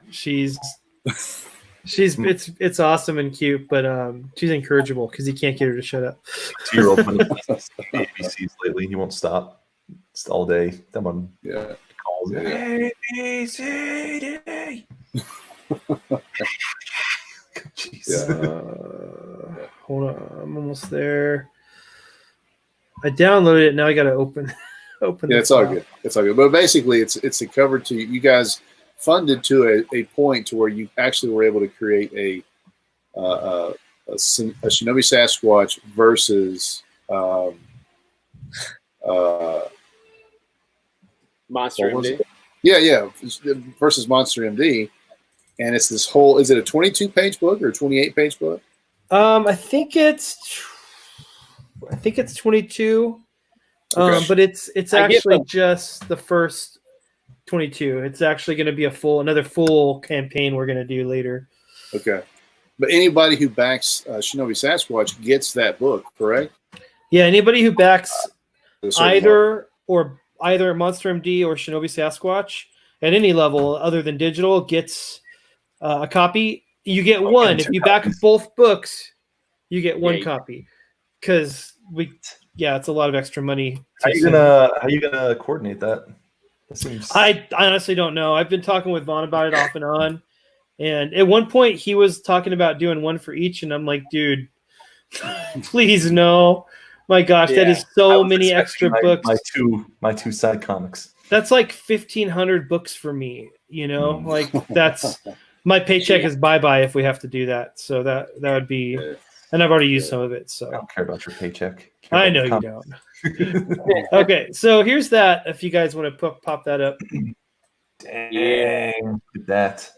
He's not done, obviously, but that's Heidi in her camping gear, as voluptuous, more voluptuous than she's ever been. And you've got Dr. Wyatt Black looking exactly like John Constantine. I was thinking that too, but I didn't want to say it. Well, the thing is, so Rob, I don't think Rob, Rob's not. He hasn't been reading comics for a while. Like back in the '90s, he read a lot of Image, but my point is, John Constantine did not flavor this Image for him. It's just the original design, of the manga or anime style transferred over to Rob's style. Ends up looking just like John Constantine because Dr. Wyatt Black looks like John Constantine. It's just we've never seen him like manga style before. Yeah, so he has blonde hair in this because it's not colored. Yeah, what color is his hair in the regular book? It's brown. It's black, brown or something, right? Oh, I don't know. Okay, I think it's brunette. But I especially love the Shinobi Sasquatch in the background. I mean, just it's like it's so badass. Like you got Great. got Wyatt and Heidi in the forefront, and then you got like Shinobi Sasquatch is just this like larger than life guy in the background. Oh man, it's just Big old friggin' eyebrows. awesome. Yeah, They definitely upped her the lump in this one. That's I did notice that. I did this want looks to. amazing. I did want to share. Black and white? No, we're gonna. I think we're having. Wait, I don't remember if I paid for colors for this or not because I'm done paying for it. I think it's all black and white. I'm pretty sure. Nice. Yeah, you know what? I hate paying for stuff. Who's doing the interior art? Marco who did Monster MD. Yeah. Cool. Right on. It looks really good, too. I've seen some of those pages. They look great. Yeah, it was gonna be Rob, but Rob, he's there's no way. too much going on. He's forbidden to take on any more work. Yeah, I mean, as much as he can be. Man, this looks really good. No. I'm also looking for my Veil of Night art, but I can't seem to find it. Is that Jimmy Reyes? Well, now my artist for it is this guy Joe Wills, who's really, really good. Joe Wills. I know that name. But is it on my desktop? Hold on, seriously, you guys got to see this. The pages are coming in. Like page 1, he penciled it and he's inking it. Looks really good, but the cover he did like a new version of Jimmy's cover that Jimmy did. So what we're doing is like Jimmy and I were gonna do Veil of Night, and then Jimmy hooked up with an old writer friend of his named Dave Philpott, and they wanted to do this book Dragon Rage, and so he handed off Veil of Night to Joe. Yeah. And Joe has been just like slaying this project. I mean, he's coming up with ideas. Like he read the script and he's sending me notes. And I'm like, I should probably just let him write this book and just bow out because he has such a better grasp on fantasy than I do. He's coming up with all kinds of great stuff. But I mean, it's what it's going to look like is it's going to be a better book overall because we have a writer who picks up on that, or we have an artist who picks up on the fantasy stuff really well. But I can't find it right now, so whatever. I'll unshare my page. But yeah, I'm sure I have something on my Twitter feed at some point about it, and it's the wallpaper on my phone, so I'm sure I have the art somewhere. I just can't friggin' find it. Someone else plug something and then come back to me. So I want to show you guys this art. It's really good. So, I'm looking for something to open up. Hold on just a second. Trey, I'm very curious about whatever game you're working on. Shooter survival game. Tell us, Trey.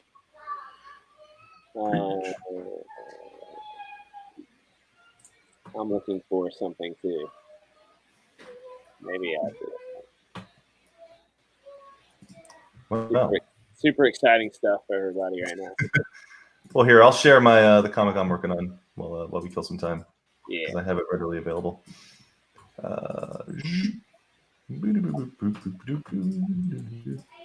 we go. Oh, that's something else I'm working on. Get rid of that. There we go. Here's mine. Let me start from the top. Here. Starfetched. Not the video game, but the comic. What? Hold on. Sorry. Gotcha. You good now? Yes. Yeah. Yeah. So this, I was talking about the game, but this is the comic that inspired the game that I started over once the game was done. So this is all about a little boy named Reese Randall who sees a strange star in the sky one night and builds a cardboard spaceship with his sister Lily to go take an adventure into space to go find out what the star is. So it's kind of based on the story Twinkle Twinkle Little Star, and This kid goes in a little spacesuit in a cardboard ship and has a little space adventure. So I'm currently working on it. I'm not launching any campaigns until it's done. But here's a good chunk of the art for now, though. That's beautiful, man. Great job. Yes. Yeah. None of mine showing off all the earlier pages because I love that picture at the bottom there with them hanging out in that fishbowl or the gas bowl. That's cool.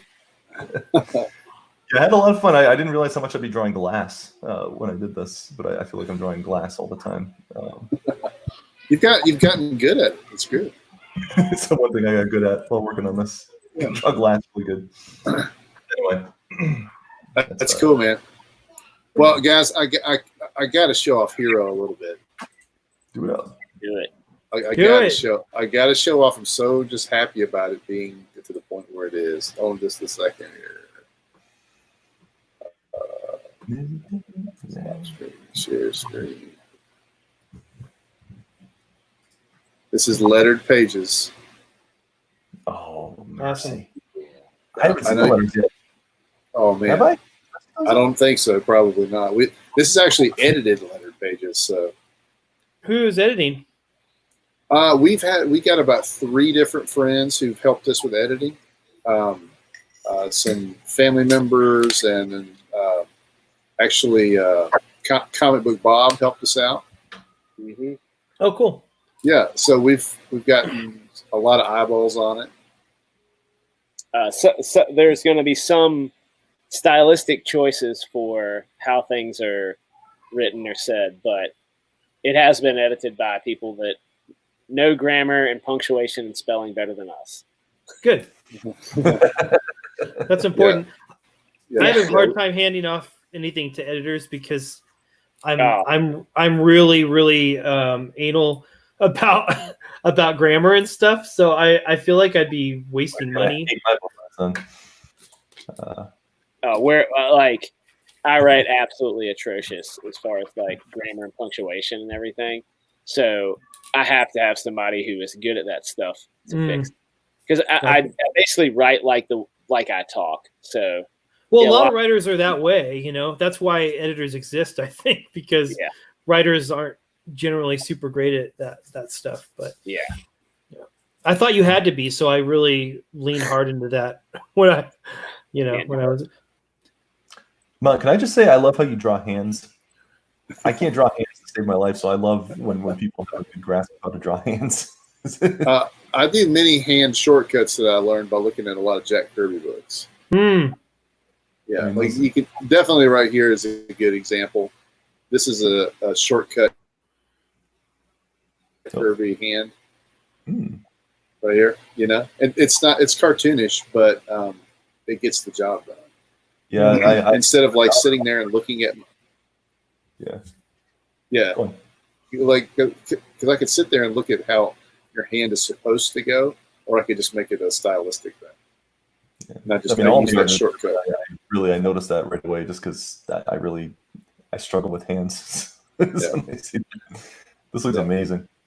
Yeah, I struggle with noses. Noses is my worst.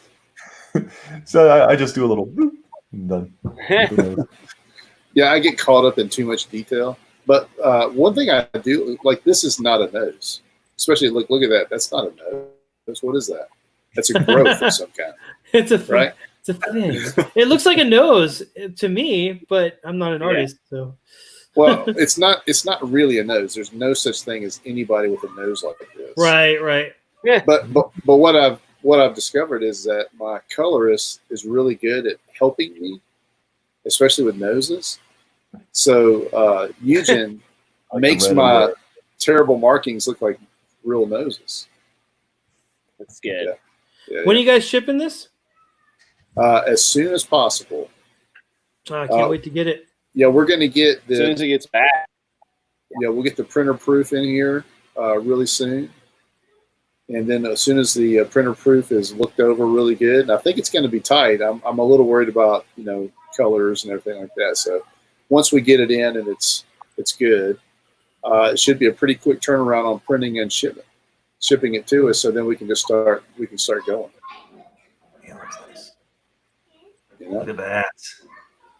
Speaking of shipping, did you guys have any of you guys got? Just side note, have any of you guys gotten Graveyard Shift 2 yet? Or did you guys did you guys back it? I know he's doing the where to cover until I think this week or next. Oh, is that what it is? Okay. Yeah, he's doing the first campaign and then he's doing the where to cover after that. So I mean, I wrote. You guys know I wrote part of. I wrote the epilogue to book 1. I think is what, or no, book 2. I don't know. Whatever. I wrote something, but I started seeing people getting them, and then somebody messaged me and said they were reading my story and they liked it, and I was like, why haven't I gotten it? And it's because I didn't back it initially because I thought I would get a free copy because I wrote part of the book and I didn't get a free copy, and so then Andrew Huerta's cover came out and I had to have that, so I'm like, okay, well, I'll just back that one. Yeah, he's doing those. He has them all in, but I think he was shipping those ones after people started getting the first. Okay, that makes sense. That's good. Which is fair. Yeah. Yeah, because I was getting all excited. I saw them start getting delivered. I was like, oh, where am I going to get mine? And I'm like, oh, I'm not. Ship mine that Huerta cover is too much, Mutt. Don't shoot too much. I was wondering what Dan was going to yell at you. We're going to read the whole book. This is as far as I can go right here. It's my limit. Do one more. Do one more. I just want to see Dan panic. Oh! Ouch! Gosh, cut the freaking. There you go. Okay, good. I like the cowboy hat guy. What's his name again? Volk. Yeah. Volk. I like him. He's a knife expert guy, right? Yeah, that's right. He's a face. It's great. He's a murderer. Yeah, he's a murderer. Great teeth, though. He's got teeth. Some great teeth. Shiny and white. Yeah, brushes. Look at that crazy eye he's got. Oh, that scar is awesome. I love that eye. Yeah. He's cool, man. He's got a good backstory. Wait till you see what happens with our book. I think people are genuinely going to be happy. I really do. Well, we're not like, we're this book is supposed to be just fun, and it's going to be a lot of action. We're not like trying to take ourselves so serious like a lot of books that come out. Like, it's just going to be a fun book. We are creating a new world, and we're just trying to have a good time and have it. Hopefully, everybody feel like you get that comic book experience when you read this. Good. That's what we're looking for. That looks good. Yeah. I think what people are going to like about Hero is that it's not what they expected. It's got some elements of things they know, right? But it's not really what they know. Yeah. So it's an undead guy. Yeah, it's a super soldier, but it's a lot more than that. And I think that people are going to be interested in some of the directions that we could take it in the future. Yeah. Cool. Yeah, it looks phenomenal. I'm looking forward to getting like real reviews back, and I'm hoping that somebody will burn us down and really give us a good scorching. Somebody so we can kind of come on the job. That's your job, man. Just scorch us and let us know how we can improve it. I want one of your sweet my slow jam reviews. Yeah, I want a slow jam review. I wouldn't even ask for that because I would be too humbled by something like that. But that would be amazing. Yeah, and Cal, honestly, like we definitely want to get your feedback. Like we want to know what you think, and if we need to send you a PDF or whatever, let us know. I can't remember if you backed it or not. But. Oh, of course I backed it. Yeah. Oh, okay, yeah. Well, I'll wait till I get the physical copy. Cool. Yeah, we definitely need to talk offline because I missed this campaign completely because I didn't find out about it. Okay. Don't even worry about it. Yeah. Well, it is doubled in price, once the campaign's over. But, yeah, Mark, you can find it on eBay. I'll send you a link later. It's your eBay store. They're all going for $100. Yeah. Well, we don't want to gouge the market. We'll just yeah, exactly. Like, look, you saw how much work we put into this. Yeah. It's a lot, man. By the way, I hope your colorist is getting tons of work because that dude is incredible. He's really good. Right now, he's on Lost Pages. Is he doing a Lost Pages one? Yeah, he's doing Lost Pages. Yeah. All of it, or just one of the stories? I'm sure think he's doing the whole thing. I think he's doing the whole thing. Yeah, yeah. It- And he It's a lot did. of pages. Too. It's a shared universe, so it would make sense if he's going to get all their work probably. Forgive me, shout but out. what is that? That's Philip the Diaz. Magic Cop guys. Yeah, Magic Cop guys. Oh, okay, right. Yeah. Good guys, and they really work hard to produce good stuff, and they have got him on that project, so it's going to look beautiful. Yep. I love how it doesn't matter what stream is on. Phil's always there. Like he always pops up on everybody's stream somehow. Like everyone I tune into, he's just sitting there in his room. Like that dude is hustling. Oh yeah, Like nothing he's I've out ever seen. That is impressive. He is out there. What I've been wanting to do, and this is no slight against anybody. Before I say it, it's no slight against anybody. Everybody's got their own situation that they have to deal with. But I would really like to start a podcast or some kind of a maybe a regular show, which has content about dads, because dads are in a whole different situation. And I don't know who's a dad and who's not a dad, but dads are in a whole different situation, especially when it comes to marketing their project, because you're just so limited in time. You know, you're just so limited, and especially if you got multiple kids and all the family responsibility that goes along with that. You have early morning and nighttime, and you have to figure out how to make the most out of it. So I get about 3 to 4 hours of sleep a night because I don't get to do anything until around 10. That's it. That's the kind of sacrifices that a lot of dads are making on this kind of thing. So I think it'd be a really cool show, maybe for comic book creating dads to watch and get a little bit of inspiration. Do a dadcast. Let's do it. Dadcast. I love it. All of us. Well, we can just make this show the Dadcast next time. Yeah. We qualify. Yeah. My wife keeps wanting me to Photoshop all our faces on the U.S. curling team, Olympic curling team. Yeah. You gotta do that. She keeps telling me to do it. She's like, she's like, that's what I picture your podcast is, or your stream is every time you guys go on there. Yeah. Please do. This is the curling dads. Just that's something you got to make happen. So. Yeah. Go ahead and put it out there. All right. Well, I think we've bored everybody enough. Let's go ahead and say our salutations and get on out of here. Real quick, I did find that cover I want to show you guys. Oh yeah, go for it. This will take a moment, but a moment. He lost it again. No, it's there. Is it? Crap. What did I do? Stop sharing. While you're looking for that, I'm going to give shout outs to everybody that has joined us tonight. Hopefully they'll come back and watch it if they didn't watch all of it. Thank you, Trusty. Always there for us, and we really appreciate it. Thank you, Johnny, for showing up, and we're really looking forward to seeing your colors on that piece. That'll be fantastic. Let's see. Thank you, Era. That was rude. Thank you, Ara, for showing up and helping us out tonight. Era. And please come back again. Era. Hey, Era. And then thanks for coming on the show. Yeah. And thank you, last but not least, Trey. We really appreciate you. All right. Trey's the man. Trey's the man. All right. Look at the skull right there. Dude, look at that. Look at his teeth. He has nice teeth. Is that Macho Dan skull? Yeah, it's a skull, man. Did you kill Macho? I'm not clear on whose skull. Why is he wearing a very ladylike? I wrote this thing, and I don't know whose skull that is, and I don't know what wolf that is. But no, Jimmy skull, and that's Jimmy. Jimmy designed the cover before I wrote I think before I finished the first script, and some of the stuff that was on the cover wasn't in our talks, so it's I'll work it in. There'll be a wolf eventually and a skull, I guess. With a crown. I got one of those crowns just like that.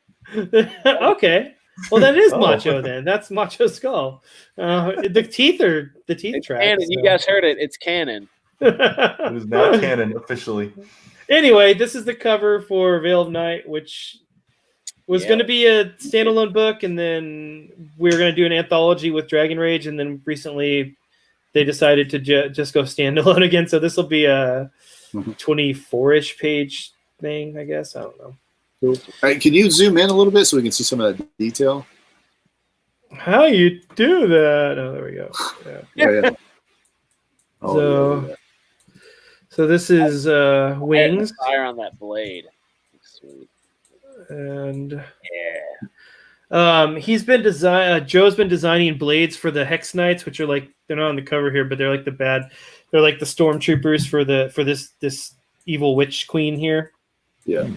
And this is the protagonist, Victoria.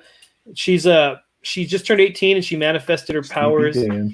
She's got cool sword in her hand, which is not in the book also, but this is when you don't coordinate writing with the cover. But anyway, this is Merrick. He's a good guy, and there's this wolf that he will get. That's Are you ripping Finbar. off our ideas? Is that you stealing? Yep. That's Finbar. Darn it.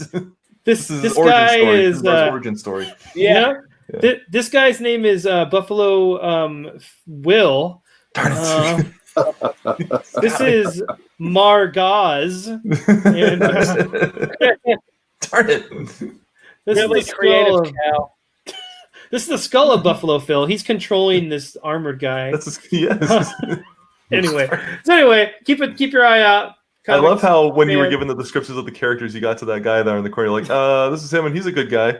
And, well, he's evolving. Like I said, Joe's been giving me lots of great notes, and so like the original trajectory I had for him is kind of different now because I really like the ideas that Joe's got, that Joe's been sending me. So, I'm basically just ghostwriting this for Joe and Jimmy at this point. But no, I'm just kidding. No. I'm joking. Looks, this image alone is gorgeous. Like, wow.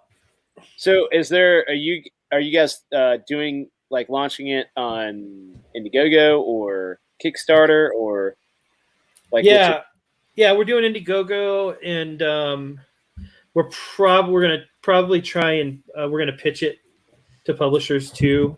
Sweet. So, And I mean, we'll projected date, like release date. We don't have one yet. I know Dragon Rage is a little further along. They've got several pages done. We've just got the cover, and then we've got page 1 is being inked. That's my fault because I was not. I didn't have the finished script. I was kind of waiting on notes, and no one was giving me any. And then I finally, and then Joe was like, "Hey, man, I'm sorry, I'm doing so slow. I just don't know what to draw because I don't know if the script is finished." And I'm like, "Well, okay, let's." So we weren't connecting. So now we are, and I got a lot of great notes from him, and I'm rewriting. I'm doing the second draft right now. It's probably gonna be the first time in my career that I've made a second draft, the final draft. I think for Graveyard Shift, I might have done that. Yeah, and I did it for Graveyard Shift, but that's because I was on a like really short time frame. But yeah, so I'm working on the second draft. That should be the final draft, and then I don't know. We'll drop info on Twitter as we know it. But yeah, it's gonna be cool. I had fun creating a fantasy world. I've never done that before, and creating all these different races and I could create a map and everything for it. I went all out. So yeah, it's cool. It was really fun. Anyway. Well, we're definitely looking forward to seeing that. Yeah, I'm pumped. All right, Goon Squad. I think that's all for tonight. So I really appreciate you guys, and till next time. Peace.